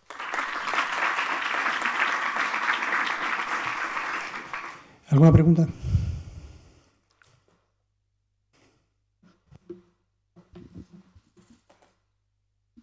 Una pregunta rápida. ¿Esto llevó a que hubiera mejor recuperación de la función renal en los injertos? Previene el retraso de la función con menor necesidad de diálisis y ultrafiltración, y es cierto que después se ha visto que con respecto a cuando no hacíamos ecografía POCUS, nuestros injertos van mejor después de hacer la ecografía. Sobre todo el principal problema que teníamos muchas veces era el manejo de urea y demás, entonces con el uso de ecografía vemos bien cuando hay congestión, cuando es mejor poner albúmina, cuando ponemos más o menos diurético y sí que vemos que evolucionan mejor en función renal. Es la impresión que nos da. Solo una pregunta. igual es por falta de tiempo y no lo has dicho. Yo echo de menos las características de los trasplantados, porque claro, yo no sé si en el grupo que le hicisteis el POCUS pues tenía menos TIF, menos tipo de isquemia fría, eran más jóvenes, los donantes eran más de muerte encefálica y fueron mejor porque tenían que ir mejor. No sé, es que has puesto tus dos grupos sin contarnos cómo eran los donantes de cada grupo. Sería interesante hacer luego un subgrupo de análisis de muerte encefálica versus asistolia, por ejemplo, o en función de tiempos de isquemia fría, porque es cierto que a veces tenemos donantes con tiempos de isquemia fría muy prolongada, asistolias y demás, que probablemente son los que más riesgo de retraso de función del injerto tienen respecto a una muerte encefálica de 7 horas. Que es cierto que no lo hemos analizado en este trabajo, probablemente hay que continuar un poco desgranando el estudio de todo esto en el futuro. Interesante. Muchas gracias. Gracias a vosotros. Hasta luego. A continuación, el Grupo de la Paz, el doctor Javier Azores, nos va a hablar si la poliquistosis hepatorrenal es un factor de riesgo para el desarrollo de complicaciones tras el trasplante renal. Bueno, yo soy Javier Azores. Entonces, a modo de introducción... Aquí está, sí, fenomenal. A introducción, la poliquistosis hepatorrenal sabemos que es una de las principales causas de enfermedad renal crónica hereditaria en nuestro medio y, por tanto, es una causa importante de trasplante renal. Sabemos que los pacientes poliquísticos engloban una serie de comorbilidades, como mayor prevalencia de valvulopatías o, por ejemplo, mayor riesgo infeccioso por el tema derivado de los quistes. Sin embargo, la evolución post-trasplante no ha sido ampliamente estudiada. La mayor parte de los estudios que hemos encontrado lo que abogan es porque la evolución del injerto renal es mejor, sobre todo porque los pacientes están menos sensibilizados al requerir menos soporte transfusional y también porque tienen un riesgo nulo de recidiva de la enfermedad de base. En cambio, otros estudios, que son menos, pero lo que abogan es porque la evolución del injerto renal después del trasplante en pacientes poliquísticos es peor, sobre todo por el riesgo que tienen de complicaciones metabólicas, principalmente la aparición de diabetes o complicaciones trombóticas. Por todo esto nos propusimos realizar un estudio para analizar la diferencia de complicaciones médicas y quirúrgicas en pacientes poliquísticos después del trasplante en nuestro centro. Para ello realizamos un estudio de casos y controles desde 2018 a 2021, en el que como casos pusimos los trasplantes renales incidentes con poliquistosis como enfermedad de base y como controles a aquellos pacientes que no eran poliquísticos y que recibían el injerto del mismo donante o bien cuya cirugía se hacía inmediatamente posterior. Entre las variables que recogimos, bueno, podéis ver ahí en la tabla las variables pre-trasplante que pueden influir un poco en la evolución posterior, como son las incompatibilidades HLA, los datos peritrasplante o, por ejemplo, un dato interesante que analizan algunos estudios si la nefrectomía previa influye en la evolución de trasplante o no. Luego tenemos estas dos tablas también donde ponemos las complicaciones que más recogimos, tanto las médicas como las quirúrgicas. Dentro de las médicas, bueno, la evolución del injerto con filtrado y proteinuria al año y a los 2 años, y también complicaciones cardiovasculares, trombosis, las típicas rechazo agudo, incidencia de infecciones y demás. Y dentro de las quirúrgicas destaca la uropatía obstructiva, a la cabeza el linfocele y la estenosis de uréter distal y la estenosis arterial renal o el sangrado que requiere intervención. Entonces, nuestros resultados. Durante este periodo de observación se realizaron 30 casos y de estos 30 casos, con 30 controles respectivos, no se observaron ningún tipo de diferencias significativas en cuanto a complicaciones médicas entre los dos grupos, entre los poliquísticos y los no poliquísticos. La edad media fue superior, ligeramente superior en los pacientes poliquísticos, 58 años respecto a 53, y 62% eran poliquísticos, o sea, eran varones los poliquísticos. En cambio, lo que más nos llamó la atención del estudio es que dentro de las complicaciones quirúrgicas, el 47% de los pacientes poliquísticos desarrolló una uropatía obstructiva, mientras que solo fue el 7% de los pacientes no poliquísticos. Es más, dentro de esta uropatía obstructiva, casi la totalidad, al 100%, era por linfocele compresivo. Como veis en la tabla también, el 40% de los pacientes poliquísticos desarrollan este linfocele compresivo y solo el 3% de los pacientes no poliquísticos. Tampoco se observaron diferencias en cuanto al tipo de inmunosupresión que estaban utilizando. El 66% tenía tacrolimus con micoferolato y el resto tacrolimus con Iemetor. Y bueno, para profundizar un poco más en estos datos, lo que hicimos fue una regresión de Cox para analizar si la poliquistosis verdaderamente era un factor de riesgo y añadimos también el uso de Iemetor porque clásicamente es asociado al desarrollo del linfocele. Y tanto una como la otra nos dio significativo a la hora de ser un factor de riesgo para desarrollar linfocele, sobre todo la poliquistosis con un hazard ratio de 11 veces. Entonces, como conclusión, sabiendo la limitación del tamaño muestral de nuestro estudio, podemos decir que la poliquistosis en nuestro estudio ha sido un factor de riesgo para el desarrollo de linfocele y quizá estrategias como reducir un poco el uso de Iemetor o quizás ser más cuidadosos a la hora de la técnica quirúrgica pudiera evitar la incidencia de estas complicaciones. También como dato curioso, los pacientes que habían tenido una nefrectomía previa, vimos que solo habían sido 7, pero de esos 7, 6 pacientes ninguno de los 6 había desarrollado linfocele compresivo y solo uno de ellos, por lo que quizá la hipótesis puede ir más hacia el tema del conflicto de espacio, que juega un papel fundamental a la hora de desarrollar el linfocele compresivo.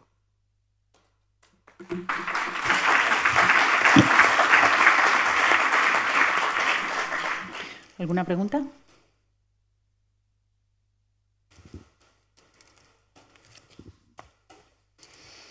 Enhorabuena por el trabajo, porque nosotros también lo vemos, que los poliquísticos, o sea, la estenosis yo creo que es indirecta. Lo que tienen son más linfoceles o colecciones abdominales y comprimen extrínsecamente. O sea, no es una estenosis primaria, sino que es secundaria. O sea, el problema son las colecciones. Y nosotros también lo vemos, los poliquísticos. Y no somos grupo de METOR. Nosotros inicialmente no ponemos METOR. Yo, más que... creo que es un problema de retorno de venosa y linfática. Porque en realidad lo único que dista a estos receptores de otros es el compromiso de espacio que tiene con su poliquístico. No hay otra historia, pero no he encontrado muchos, cuando leí vuestro trabajo, bueno, fue María la que me lo comentó, yo no he encontrado mucha literatura al respecto, Yo tampoco. Pero poliquístico que entra en mi hospital, un tercio tienen luego problemas con colecciones abdominales en el postrasplante inmediato que guerrean mucho, es que nos da mucha guerra. Entonces...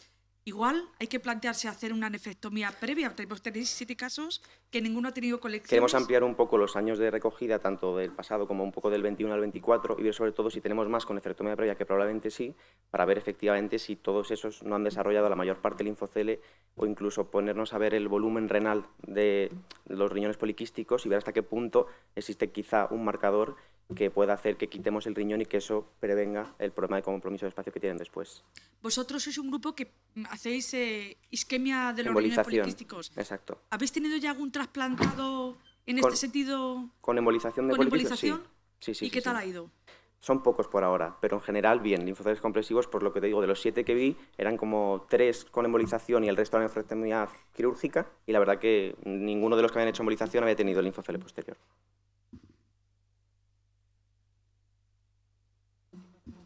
Última pregunta cortita, por favor.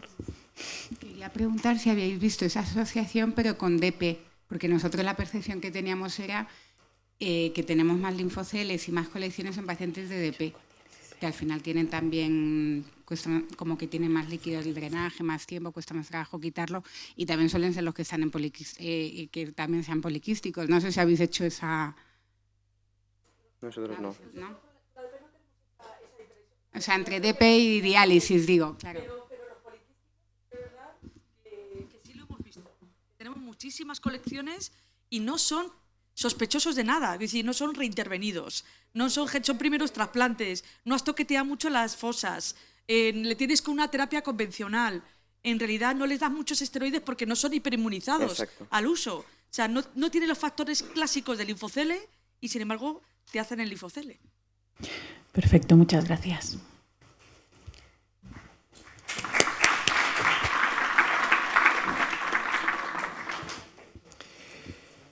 La siguiente comunicación lleva por título Impacto del mantenimiento de la inmunosupresión tras la pérdida precoz de injerto renal en la sensibilización inmunológica. Análisis observacional en pacientes trasplantados. Presenta Carlos Fernández del Hospital Clínico. Bueno, no buenos días. Sí. Perdón. Yo soy Cristina, vengo a presentar ese trabajo que realmente es de Carlos, sí, que no ha podido venir. A ver. Bueno, como sabemos, la pérdida precoz del trasplante renal en el primer mes supone una situación clínica compleja porque puede hacer que los pacientes se sensibilicen con la generación de anticuerpos anti-HLA y donantes específicos que puedan comprometer un futuro trasplante y reinclusión en lista. El papel de la inmunosupresión todavía no está claro en este contexto y por eso quisimos hacer un estudio que lo que queríamos era evaluar si el mantenimiento de la inmunosupresión tras la pérdida precoz del injerto se asociará a menor sensibilidad inmunológica y como objetivos secundarios describir la cohorte de pacientes afectados y la posibilidad de reinclusión en lista. Para ello hicimos un estudio observacional retrospectivo unicéntrico en nuestro hospital del Hospital Clínico San Carlos. Incluimos pacientes desde el 1 de enero de 2022 hasta el 14 de abril de 2025. Y, bueno, como hemos dicho, se incluyeron pacientes con pérdida precoz en el primer mes post-trasplante y se comparó la presencia de anticuerpos anti-HLA post-explante y el número de ADEs según el mantenimiento o no de la inmunosupresión. Como vemos en la tabla aquí, nos salió una N muy pequeñita de 15 pacientes, que por eso también las PES pues no son estadísticamente significativas, es una muestra muy pequeñita, pero bueno, como podemos ver, se mantuvieron la inmunosupresión en 6 pacientes versus 9 pacientes que no se mantuvo la inmunosupresión. La edad fue bastante parecida, con una mediana de 56 y 53 años, una mayoría de sexo masculino en ambos grupos, mayor presencia de diabéticos en pacientes en los que se le mantuvo la inmunosupresión de un 73% versus un 66%, una dosis acumulada de timo también muy parecida de 0,6-0,75 miligramos kilo y una pérdida del injerto, pues eso, de una mediana de 15 y 12 días también muy parecida entre ambos grupos. Lo interesante es que, como vemos, la presencia de anticuerpos anti-HLA después del trasplante fue bastante mayor en la presencia de pacientes que no se había mantenido la inmunosupresión. Como vemos, hay casi un 90% versus un 50% en los pacientes que sí que se había mantenido la inmunosupresión, y de estos y luego desarrollan anticuerpos tan específicos el 55% de los pacientes sin inmunosupresión versus el 33% de los pacientes con inmunosupresión. Y se convirtieron en PATI el 100% de los pacientes que no mantuvieron la inmunosupresión versus el 33% de los que sí que se mantuvo la inmunosupresión. Y bueno, con esto podemos concluir que el mantenimiento de la inmunosupresión tras la pérdida del injerto podría reducir la sensibilización inmunológica y de tal manera facilitar la inclusión en lista de espera con menor riesgo inmunológico. De todas maneras, necesitamos más estudios con mayor tamaño muestral para poder validar estos resultados. Muchas gracias.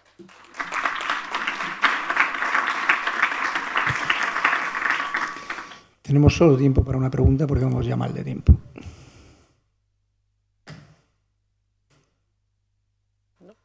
Sí.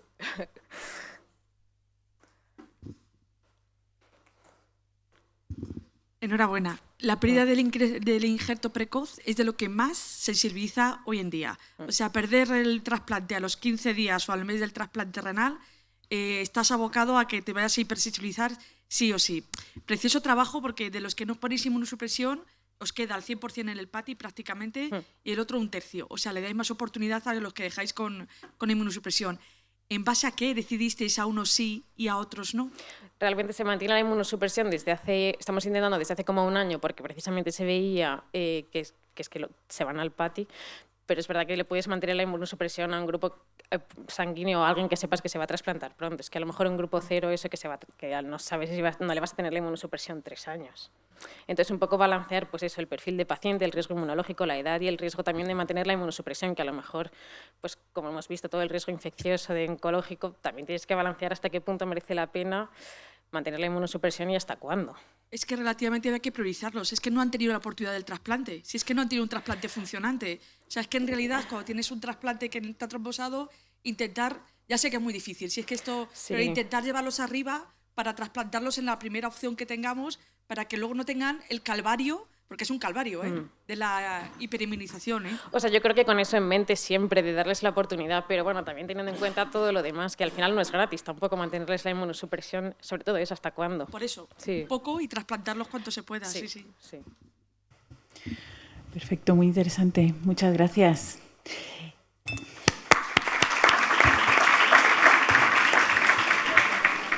Y ya para concluir esta mesa con las dos últimas comunicaciones, que son a cargo del Hospital Infanta Leonor, nos las va a dar el doctor Daniel Germán Gaitán. Daniel, ¿te parece que como las dos son tuyas, lo haces seguido y al final hacemos las preguntas? Sin problema. Buenos días. Bueno, la primera es la proteinuria estimada en muestra simple de orina por seca de EPI, es más precisa que el cociente proteína-creatinina. A modo de introducción, el parámetro de referencia para medir la proteinuria es la proteinuria medida en orina de 24 horas. Pero como todos sabemos, muchos de estos resultados se ven invalidados por una inadecuada recolección de la orina de 24 horas. Para esto se han creado alternativas o métodos alternativos haciendo estimaciones a partir de muestras simples de orina, como son el que más conocemos es el cociente proteína-creatinina. Otra forma, pero este también tiene sus limitaciones. Otra forma de estimar la proteinuria es a través de fórmulas que estimen la excreción de creatinina de 24 horas a partir de parámetros antropométricos, como lo hace la fórmula de seca de EPI. Previamente nosotros hemos hecho, en el grupo hemos hecho un estudio en el cual hay una buena correlación entre el cálculo de la creatinuria de 24 horas mediante la fórmula de seca de EPI. Por eso, el objetivo de nosotros es tratar de evaluar la utilidad de la fórmula de seca de EPI para estimar la proteinuria de 24 horas a partir de muestra simple. En cuanto al material y métodos, es un estudio observacional y prospectivo que tenemos en curso, en el cual se comparó la correlación de la proteinuria recogida en orina de 24 horas versus la estimada por el cociente proteína-creatinina, que como todos sabemos es el cociente entre la proteinuria medida en orina con la creatinina medida en la orina de muestra simple. En cambio, la proteinuria estimada por la fórmula de seca de EPI es una fórmula que me estima la creatinuria a partir de medidas antropométricas, como podemos ver en este dibujo, en el cual se toman medidas antropométricas para calcular la creatinuria y posterior hacer el cálculo con la proteinuria medida en la muestra simple. Entonces, en esta tabla podemos ver que las muestras que fueron consideradas como adecuadamente recogidas fueron 40, que eran las que cumplían los criterios de Inbembo y Walser. En las filas tenemos las fórmulas que nos estiman la proteinuria, y en las columnas mostramos las correlaciones mediante las cuatro columnas primeras nos muestran los resultados de un gráfico de Blan-Altman, que me hubiera gustado dar la sesión posterior para explicar un poco cómo se hace esta correlación, y luego las otras tres lo que me miran es la precisión de estas fórmulas mediante el P15, 30 y 50. Entonces, como podemos ver, en la primera columna la correlación muestra una correlación bastante buena, ambas fórmulas, siendo un poco mejor la del seca de EPI.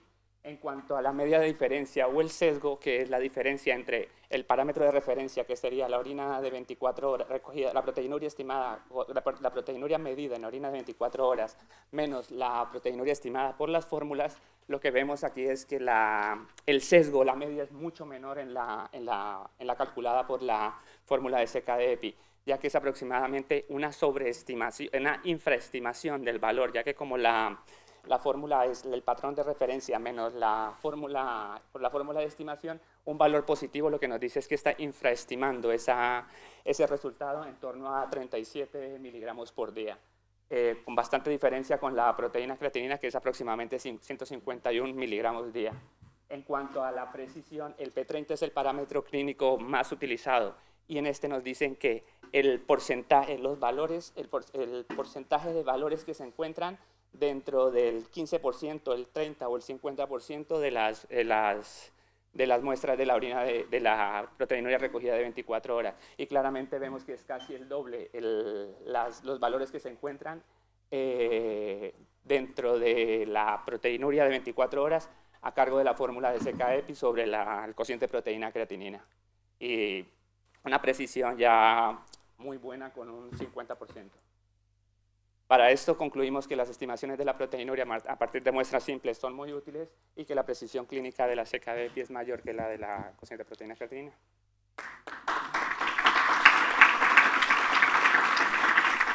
Sí, ¿no? Bueno. Pasamos a la siguiente ponencia y luego hacemos la discusión.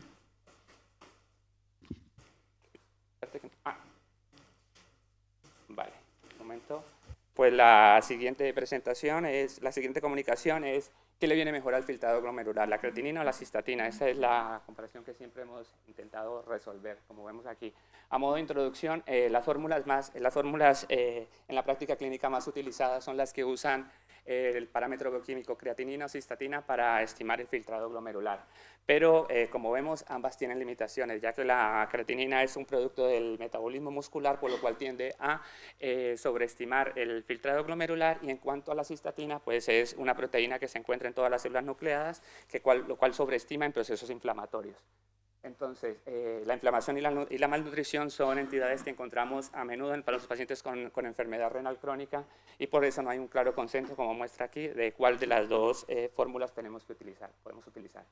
En cuanto al material y método, es un estudio que está en curso también, observacional prospectivo, en el cual se evaluó el filtrado glomerular por creatinina versus la cistatina, pero aquí lamentablemente no lo hemos comparado contra un método que nos mida el filtrado glomerular de manera directa. Es un estudio que hasta ahora son análisis preliminares de una muestra muy pequeña, por lo cual lo comparamos con el aclaramiento de creatinina, por lo cual vamos a ver los resultados que obviamente si tenemos dos fórmulas que comparten el mismo patrón bioquímico, pues van a tener una mejor correlación.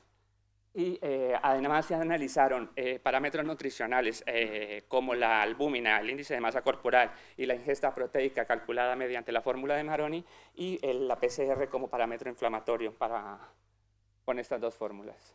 Entonces, acá sí me voy a tomar un poquito de tiempo para intentar explicar este gráfico que es el Bland-Altman para los que no estén familiarizados, ya que a mí me costó un montón y gracias al doctor Alcázar me he de entenderlo un poco para hacer la comparación. Estos gráficos lo que nos muestran en el eje vertical es la diferencia entre el patrón de referencia menos el patrón, entre la fórmula la fórmula nueva con la que lo vamos a comparar. Entonces de eso nos sale perdón que les dé la espalda ya, es que solo puedo señalar nos da una media de esta diferencia que sería la línea roja que vemos en la mitad. A la izquierda vemos el gráfico de Bland-Altman que compara el filtrado glomerular por creatinina frente al aclaramiento por creatinina, y a la derecha vemos el aclaramiento de creatinina con el filtrado glomerular por cistatina. Entonces, como repito, en el eje vertical lo que vemos es la diferencia entre el patrón de referencia y la nueva fórmula que sería la estimación del filtrado glomerular. Y en el eje horizontal lo que vemos es el promedio de las dos fórmulas. Por lo tanto, una media con un valor positivo, que en este caso es de 19,6 para la creatinina, quiere decir que me está infraestimando el valor del aclaramiento de creatinina más o menos en unos 20 mililitros minuto, en comparación con la cistatina que me lo infraestima en un 26%, en un 26 mililitros minuto. Se hacen unos límites de concordancia en base a la media más o menos 1,96 por la desviación estándar, que nos trazan los límites de concordancia superior e inferior. Eso quiere decir el superior que me está infraestimando, y en el límite inferior, en los valores negativos, son los que me están sobreestimando estos valores. Y se trata de una línea de regresión, que en esta línea de regresión lo que tiene que ser es más cercana a cero, que no tiene que tener menos pendientes, que lo que me quiere decir es que las fórmulas, el cambio en los resultados de las fórmulas no me varía. Entonces, aquí lo que vemos es que a aclaramientos bajos, que son menores de 90, ambas fórmulas tienden a ser más, correlacionan mejor con el parámetro de referencia, y aclaramientos mayores, esa variación se va dispersando y suele ser peor, o sea que y en ambas da igual. Y lo que aparece acá como R2 lineal, que es la línea de regresión, lo que expliqué que tiene que ser en torno a cero, que no haya mucha dispersión. Es verdad que aquí vemos que en la creatinina es mucho mayor que con la cistatina, pero sí es verdad que los valores son mucho más dispersos con la cistatina. Y en cuanto a los parámetros, cuando comparamos las fórmulas con los parámetros... Por favor, tenemos que ir terminando. Disculpa. Listo, ya. Entonces, el filtrado glomerular por creatinina se mostró una correlación positiva leve, tirando a moderada con la PCR, y el de cistatina una correlación negativa con el índice de masa corporal y positiva débil con la albúmina. Por lo tanto, el filtrado glomerular correlaciona mejor con estados de inflamación. Esto quiere decir que se puede ver alterado por estados inflamatorios, pero el filtrado con cistatina, acá pongo que correlaciona mejor en estados de albuminemia, y con las variaciones no quiere decir que no sea válido esto, sino que se pueden ver variaciones en estados de hipoalbuminemia y cambios de la masa muscular, por lo cual todavía el uso combinado de estas fórmulas, hasta que no hagamos una medición directa, no lo podemos establecer. Muy interesante. Muchas gracias, Daniel. Yo creo que como nos lo has explicado tan bien, yo creo que ya damos por concluida esta mesa. Muchas gracias a todos los ponentes y a todos los asistentes. Y bueno, yo creo que ya nos está esperando Alberto.